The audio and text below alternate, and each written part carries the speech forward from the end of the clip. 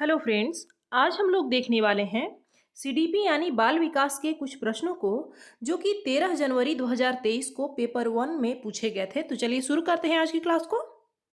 देखिए, पहला प्रश्न है, निम्नलिखित में से कौन सा क्षेत्र बाल विकास का है?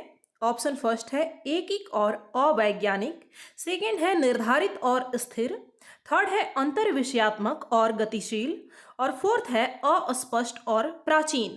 तो हम लोग जानते हैं कि बाल विकास का क्षेत्र एकिक नहीं है, साथ ही अवैज्ञानिक भी नहीं है, बल्कि यह वैज्ञानिक है। निर्धारित और स्थिर नहीं है, बल्कि यह गतिशील है। अस्पष्ट नहीं है, बल्कि स्पष्ट है, और प्राचीन है लेकिन अस्पष्ट नहीं है। इसलिए ऑप्शन थर्ड इसका सही आंसर होगा, अंतर्विषयात्मक और गतिशील है। दूसरा प्रश्न है, बाल विकास की अवधि का सही क्रम कौन सा है? ऑप्शन फर्स्ट है शिशु अवस्था, गर्भावस्था, पूर्व बाल्यावस्था, किशोरावस्था और मध्य बाल्यावस्था। सेकंड है गर्भावस्था, पूर्व बाल्यावस्था, शिशु अवस्था, मध्य बाल्यावस्था और किशोरावस्था। थर्ड है गर्भावस्था, शिशु अवस्था, पूर्व बाल्यावस्था, किशोरावस्था और मध्य बाल्यावस्था। फोर्थ है गर्भावस्था, शिशु अवस्था, पूर्व बाल्यावस्था, मध्य बाल्यावस्था और किशोरावस्था। तो फर्स्ट ऑप्शन तो ऐसे ही गलत हो गया। गर्भावस्था पहले होता है, न कि शिशु अवस्था। गर्भावस्था के बाद पूर्व बाल्यावस्था नहीं बल्कि शिशु अवस्था होता है, इसलिए सेकेंड भी गलत है। थर्ड है गर्भावस्था, उसके बाद शिशु अवस्था, पूर्व बाल्यावस्था, उसके बाद होगा हमारा मध्य बाल्यावस्था, तब किशोरावस्था होगा, इसलिए यह भी गलत है। ऑप्शन फोर्थ इसका सही आंसर है। इसमें क्रम जो है वो सही है। अगला प्रश्न है, विकास प्रकृति एवं पालन पोषण के डैश का परिणाम है? ऑप्शन फर्स्ट है विसंबंधन, सेकंड है वियोजन, थर्ड है अंतःक्रिया और फोर्थ है स्वतंत्र कार्य। तो देखिए, इसका जो सही आंसर हो जाएगा वो है हमारा ऑप्शन थर्ड, क्योंकि विकास क्या है? प्रकृति और पालन पोषण के अंतःक्रिया का ही फल है। प्रकृति और पालन पोषण यानी जो नेचर है उसका जो अंतःक्रिया होता है, इंटरेक्शन होता है, उसी का परिणाम है विकास। अगला प्रश्न है, जीन पियाजे के संज्ञानात्मक विकास के सिद्धांत के अनुसार अधिकांश बच्चे संतुलन, क्रमबद्धकरण और वर्गीकरण किस चरण में समझ लेते हैं? ऑप्शन फर्स्ट है संवेदी गत्यात्मक, सेकंड है पूर्व संक्रियात्मक, थर्ड है मूर्त संक्रियात्मक और फोर्थ है औपचारिक संक्रियात्मक। देखिए, जीन पियाजे के अनुसार संतुलन का और सीरिएशन आदि का वर्गीकरण का यानी क्लासिफिकेशन का जो गुण है वह मूर्त संक्रियात्मक अवस्था में आता है, इसलिए ऑप्शन थर्ड इसका सही आंसर होगा। प्रश्न संख्या 5 है, रीमा ने अभी हाल ही में तार्किक रूप से और बेहतर संयोजित रूप से अपनी प्रतिक्रिया की तार्किकता को स्पष्ट करते हुए प्रश्नों के उत्तर देने आरंभ किए हैं। जीन पियाजे के संज्ञानात्मक विकास के अनुसार उसने किस चरण में प्रवेश किया है? ऑप्शन फर्स्ट है संवेदी गत्यात्मक, सेकंड है पूर्व संक्रियात्मक, थर्ड है मूर्त संक्रियात्मक और फोर्थ है औपचारिक संक्रियात्मक। तो इसका जो सही आंसर हो जाएगा वो है हमारा ऑप्शन थर्ड। वह जो है रीमा जो है वह अभी मूर्त संक्रियात्मक अवस्था में इस स्टेज में पहुंची है, जहां वह तार्किक रूप से अपने जो भी उसका आंसर है उसमें उसका लॉजिक जो है वो बेहतर हुआ है पहले की तुलना में। तो इसलिए ऑप्शन थर्ड इसका सही आंसर होगा। इस अवस्था में बच्चा तार्किक रूप से तर्क करने लगता है, प्रश्नों का उत्तर अपने लॉजिक के बेस पर देने लगता है। अगला प्रश्न है, बच्चे अधिक समझ व ज्ञान रखने वालों के साथ अंतःक्रिया करके सीखते हैं। अधिगम का यह सिद्धांत डैश द्वारा दिया गया है, और इसमें आपको फिर से रिक्त स्थान है, सिद्धांत के दृष्टिकोण से सही है। यानी कि अधिगम का यह सिद्धांत जो है, बच्चे अधिक समझ व ज्ञान रखने वालों के साथ अंतःक्रिया करके सीखते हैं। अधिगम का यह सिद्धांत किसके द्वारा दिया गया है और वो उस सिद्धांत का नाम क्या है? ऑप्शन फर्स्ट है लेव वाइगोत्स्की सामाजिक सांस्कृतिक, सेकंड है जीन पियाजे सामाजिक सांस्कृतिक, थर्ड है सिगमंड फ्रायड मनोगतिशीलात्मक और फोर्थ है बीएफ स्किनर व्यवहारवादी। इसमें बात की गई है अधिक समझ व ज्ञान रखने वाले की, यानी कि स्पष्ट हमें दिख रहा है एमकेओ की बात की गई है, मोर नॉलेजेबल अदर की बात की गई है यहाँ पर, जो कि क्या था? लेव वाइगोत्स्की का सामाजिक सांस्कृतिक सिद्धांत के अंतर्गत आता है, क्योंकि इसी में बच्चे अंतःक्रिया करते हैं अपने से अधिक ज्ञान रखने वाले लोगों के साथ, और यह लेव वाइगोत्स्की द्वारा यह सिद्धांत दिया गया था। और यह कौन सा सिद्धांत? उस सिद्धांत का नाम क्या था? तो सामाजिक सांस्कृतिक सिद्धांत था। ऑप्शन फर्स्ट इसका सही आंसर होगा। अगला प्रश्न है, लेव वाइगोत्स्की के संज्ञानात्मक विकास के दृष्टिकोण के अनुसार एक अध्यापक को क्या करना चाहिए? ऑप्शन फर्स्ट है, विद्यार्थियों को अंतःक्रिया करने के कम से कम अवसर देने चाहिए। सेकंड है, सांस्कृतिक दृष्टांतों का उपयोग बाधित करना चाहिए। थर्ड है, विद्यार्थी को उसके अभिष्टतम गुणों को प्राप्त करने में सहयोग देना चाहिए। और फोर्थ है, अधिगम को समुन्नत करने के लिए पुरस्कार और दंड का अवधान करना चाहिए। तो हमें किसी भी कंडीशन में दंड तो देना ही नहीं है बच्चों को। अंतःक्रिया करने के कम से कम अवसर देंगे तो बच्चा सीखेगा कैसे, इसलिए यह भी गलत है। साथ ही सांस्कृतिक दृष्टांतों को, सांस्कृतिक उदाहरणों के उपयोग को बाधित नहीं करना है बल्कि उसे बढ़ावा देना है, इसलिए यह भी गलत है। ऑप्शन थर्ड इसका सही आंसर होगा। अगला प्रश्न है, जीन पियाजे और लॉरेंस कोहलबर्ग द्वारा प्रतिपादित सिद्धांतों के बारे में कौन सा कथन सही है?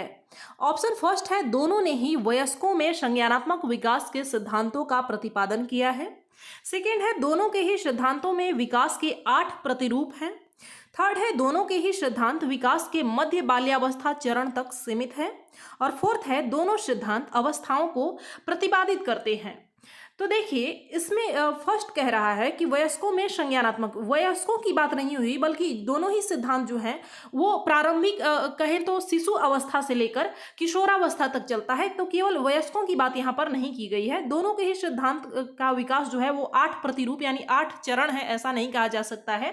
दोनों का ही सिद्धांत मध्य बाल्यावस्था तक आकर नहीं रुक रहा है बल्कि किशोरावस्था तक पहुंच रहा है। तो यह भी हमारा ऑप्शन गलत हो जाएगा। ऑप्शन फोर्थ इसका सही आंसर होगा कि दोनों के जो सिद्धांत हैं वो अवस्थाओं को प्रतिपादित करते हैं, यानी स्टेज में बटे हुए हैं, चरण में बटे हुए हैं, जो कि उम्र के आधार पर बटा हुआ है। इसलिए ऑप्शन फोर्थ इसका सही आंसर होगा। देखिए, ये सभी प्रश्न में खुद का लॉजिक लगाना है, खुद का दिमाग लगाना है। ये कोई रटने वाले क्वेश्चन नहीं है जिसे आप रटकर सॉल्व कर सकते हैं। अगला प्रश्न है, एक ऐसी कक्षा जहां विद्यार्थियों की जोड़ीदार प्रदत्त कार्य, समूह कार्य और चर्चाओं में भाग लेने के लिए प्रोत्साहित किया जाता है, उन कक्षाओं की क्या विशिष्टता है? ऑप्शन फर्स्ट है, निष्क्रिय अधिगम। सेकंड है, सहयोगात्मक अधिगम। थर्ड है, कंठस्थीकरण आधारित अधिगम। और फोर्थ है, निर्देशन आधारित अधिगम। इसमें निर्देश की बात तो कहीं की नहीं जा रही है और न ही यह लिखा गया है कि यहाँ बच्चों को कुछ रटवाया जा रहा है, कुछ कंठस्थ करवाया जा रहा है। साथ ही निष्क्रिय अधिगम कैसे हो सकता है? जब बच्चे समूह में कार्य करें, अपने ऐसे जोड़ीदार में कार्य करें, जो भी टास्क उन्हें दिए जाते हैं उसका वो जोड़ों में यानी समूह में साथ में चर्चा करें, उसमें भाग लें, तो यह निष्क्रिय नहीं कहा जा सकता बल्कि यह तो सक्रिय अधिगम है। यह क्या है? सहयोगात्मक अधिगम इसे कहेंगे। इसलिए ऑप्शन सेकंड इसका सही आंसर होगा। बच्चे समाज में रह के, एक साथ समूह में रह के सीख रहे हैं, इसलिए सहयोगात्मक अधिगम इसे हम कह सकते हैं। अगला प्रश्न है, दूसरों की मनोदशा, प्रेरणा और इच्छाओं की पहचान करना और समुचित रूप से उनके प्रति प्रतिक्रिया करना किस बुद्धिमत्ता की विशेषता है? ऑप्शन फर्स्ट है अंतःवैयक्तिक, सेकेंड है गतिशीलात्मक, थर्ड है अंतर्वैयक्तिक और फोर्थ है प्रकृतिवादी। तो यहाँ पर बात की जा रही है दूसरे की मनोदशा को, उनकी प्रेरणा को, इच्छा को पहचानने की बात की जा रही है, खुद की नहीं। तो यह क्या होगा? यह हार्वर्ड गार्डनर का जो बुद्धिमत्ता का सिद्धांत था उसके अनुसार यह थर्ड होगा हमारा, अंतर्वैयक्तिक सिद्धांत इसे कहते हैं। अंतःवैयक्तिक में क्या होता है? बच्चा खुद के जैसे हम खुद के साथ अपनी इच्छाओं आदि को जान पाते हैं, अपनी मनोदशा को जान पाते हैं, लेकिन अंतर्वैयक्तिक में हम दूसरों की पहचान करते हैं। अगला प्रश्न है, भाषा और विचार के बारे में क्या सही है? ऑप्शन फर्स्ट है, यह एक दूसरे से स्वतंत्र रहकर विकसित होते हैं। सेकंड है, वह एक दूसरे को प्रभावित करने के लिए असंख्य तरीकों से अंतःक्रिया करते हैं। थर्ड है, शिक्षार्थी के सामाजिक संदर्भों द्वारा प्रभावित नहीं होते हैं। फोर्थ है, दोनों ही वंशानुक्रम से नहीं परंतु परिवेशीय कारकों से प्रभावित होते हैं। अब देखिए, भाषा और विचार जो है इसे समाज तो प्रभावित करता ही है, तो हम यह नहीं कह सकते कि सामाजिक संदर्भ से प्रभावित नहीं होते। और यह भी हम वंशानुक्रम और परिवेश के परिणाम को हम अलग नहीं कर सकते, इसे एक समग्र रूप से देख सकते हैं जिसे विकास कहते हैं। लेकिन वंशानुक्रम का कितना प्रभाव हुआ और परिवेश का कितना प्रभाव हुआ इसे हम लोग मेजर नहीं कर सकते, इसका मापा नहीं जा सकता है, इसलिए यह भी कहना गलत होगा। साथ ही यह एक दूसरे से स्वतंत्र है ऐसा बिल्कुल नहीं है। जीन पियाजे ने क्या कहा था कि संज्ञानात्मक विकास जो होता है वो भाषा को प्रभावित करता है। वहीं लेव वाइगोत्स्की ने क्या कहा था कि भाषा जो है वो हमारे विचारों को प्रभावित करता है, इसलिए ऑप्शन सेकेंड इसका सही आंसर होगा। कुल मिलाकर बात यही है कि दोनों ही एक दूसरे को प्रभावित करते हैं और अंतःक्रिया करते हैं, इसलिए ऑप्शन सेकेंड इसका सही आंसर होगा। अगला प्रश्न है, प्रवीण के माता पिता जानबूझकर घरेलू कार्यों के अप्रातिनिधिक स्वरूपों में संलग्न रहते हैं, जैसे कि पिता भोजन पकाने का कार्य करते हैं और माता घर पे खराब हो गए इलेक्ट्रॉनिक उपकरणों की मरम्मत करती हैं। इस प्रकार के परिवेश में प्रवीण की क्या प्रवृत्ति होगी? उसके माता पिता क्या करते हैं कि जानबूझकर ऐसे काम करते हैं जो कि समाज में जो रूढ़ी बनी हुई है उससे विपरीत, जैसे कि उसके पिता जो है वो भोजन पकाते हैं और घर में अगर कोई इलेक्ट्रॉनिक उपकरण जो है वो अगर खराब हो गया तो उसकी माता यानी उसकी माँ ठीक करती है। तो इसका परिवेश, इस परिवेश का प्रवीण के ऊपर क्या प्रवृत्ति होगी, क्या प्रभाव पड़ेगा? ऑप्शन फर्स्ट है जेंडर रूढ़िबद्ध विभेदीकरण का समर्थन करेगा। सेकेंड है जेंडर रूढ़िबद्ध धारणाओं पर प्रश्न करेगा। थर्ड है जेंडर स्कीमा को सुदृढ़ करेगा। और फोर्थ है जेंडर नामीकरण के अनुकूल व्यवहार करेगा, यानी लेबलिंग के अनुसार व्यवहार करेगा। तो ऐसा बिल्कुल भी नहीं है। जब वो घर में देख रहा है कि जो जैसे रूढ़ी जो बना हुआ है उस हिसाब से काम नहीं हो रहा है तो वो इन चीज़ों से दूर रहेगा। साथ ही इस स्कीमा को सुदृढ़ करेगा। हम नहीं कह सकते कि जेंडर स्कीमा उसके अंदर बैठ जाएगा कि नहीं माँ जो है वो केवल खाना ही पकाएगी, तो ऐसा जब वो देख ही नहीं रहा है अपने घर में तो ऐसा कैसे होगा। और जेंडर रूढ़िबद्धता का समर्थन भी नहीं करेगा क्योंकि उसे वो परिवेश नहीं दिया गया है, उसमें वो भावना नहीं बिठाई गई है। इसलिए ऑप्शन सेकंड इसका सही आंसर होगा। जेंडर रूढ़िबद्ध धारणाओं पर वह प्रश्न करेगा, क्वेश्चन करेगा। जब समाज में देखेगा या इस तरह की बातें होंगी कि महिलाएं केवल घर में रहे, केवल खाना पकाएं, तो इस पर वह प्रश्न करेगा, इसका समर्थन नहीं करेगा। इसलिए ऑप्शन सेकंड इसका सही आंसर होगा। अगला प्रश्न है, कक्षा में विद्यार्थियों की विविधता को किस रूप में लेना चाहिए? ऑप्शन फर्स्ट है अधिगम के लिए एक सकारात्मक गुण के रूप में लेना चाहिए। सेकंड है अधिगम के लिए एक बाधा के रूप में देखना चाहिए। थर्ड है अध्यापक द्वारा इसकी अनदेखी करनी चाहिए। और फोर्थ है सभी के लिए क्षमता सृजित करने हेतु इसे सीमित करना चाहिए। तो देखिए, विद्यार्थियों में जो विविधता है उसे हमें सकारात्मक रूप से लेना चाहिए। उसे एक बाधा के रूप में नहीं देखेंगे कि इतनी विविधता है तो कैसे हम क्लास में पढ़ाएंगे, उसे बाधा के रूप में नहीं देखना है, इसलिए सकारात्मक गुण के रूप में देखना है। इसलिए ऑप्शन फर्स्ट इसका सही आंसर होगा। हमें बच्चों की अनदेखी नहीं करनी है किसी भी कीमत पर, और यह भी नहीं है कि उनमें क्षमता सृजित करने के लिए इसे सीमित कर देंगे कि विविधता हो ही नहीं, तो यह भी नहीं करना है। अगला प्रश्न है, राष्ट्रीय शिक्षा नीति 2020 के अनुसार प्रारंभिक स्तर पर आकलन का क्या स्वरूप होना चाहिए? ऑप्शन ए है रचनात्मक, बी है नियमित, सी है सूचनाओं के मात्र ग्राह्यशीलता पर केंद्रित, और डी है शिक्षण अधिगम की उपयुक्तता के अनुरूप।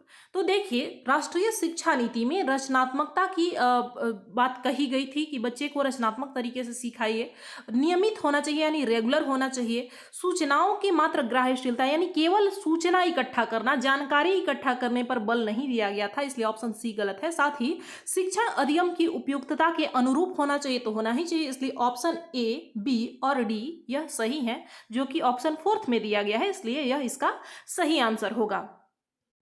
अगला और अंतिम प्रश्न है, शिक्षार्थियों में समालोचनात्मक चिंतन को समुन्नत करने के लिए क्या महत्वपूर्ण है? ऑप्शन फर्स्ट है अध्यापक को विद्यार्थियों से बहुत ही आसान प्रश्न पूछने चाहिए। सेकंड है अध्यापक को पाठ्यक्रम पूरा करने के लिए गैर लचीली समय रेखा का पालन करना चाहिए। थर्ड है विद्यार्थियों को ज्ञान सृजन के प्रचुर अवसर मिलने चाहिए। और फोर्थ है विद्यार्थियों को एक समान योग्यता वाले समूहों में वर्गीकृत करना चाहिए। तो हमें गैर लचीला समय रेखा यानी टाइमलाइन नहीं बनाना है, बल्कि वो लचीला होना चाहिए। ऐसा नहीं है कि हम बच्चे से बहुत आसान प्रश्न पूछते रहेंगे तो इससे उसका विकास कब होगा, कब वो भारी प्रश्नों को कर सकेगा। सभी प्रकार के प्रश्नों को पूछना जरूरी है। इसका जो सही आंसर हो जाएगा वो है हमारा ऑप्शन थर्ड, विद्यार्थियों को ज्ञान सृजन के यानी सृजन करने के प्रचुर अवसर मिलने चाहिए। तो फ्रेंड्स, ये थे आपके 15 प्रश्न जो कि 13 जनवरी 2023 को पूछे गए थे। और इन प्रश्नों में किसी को किसी भी प्रकार का अगर डाउट होता है तो वह हमसे पूछ सकते हैं, और इसका PDF आपको टेलीग्राम चैनल पर दे दिया जाएगा। मिलते हैं अगली क्लास में। धन्यवाद।